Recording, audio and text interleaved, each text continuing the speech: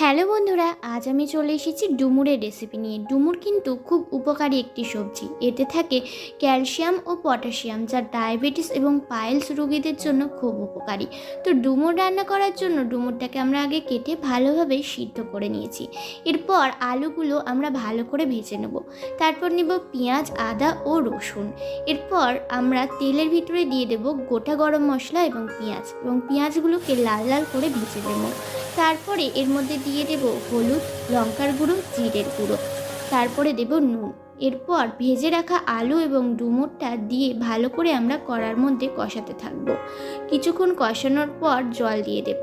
10 থেকে 15 মিনিট আমরা ঢাকনা দিয়ে রেখে দেবো। এরপর ঢাকনা খোলার পর তাতে দিয়ে দেবো গরম মশলা এবং ঘি আর গরম মশলা দেওয়ার পর নেড়ে চেড়ে নামিয়ে নিলেই রেডি হয়ে যাবে ডুমুর কারি। ভিডিওটি ভালো লাগলে অবশ্যই একটু লাইক দেবেন।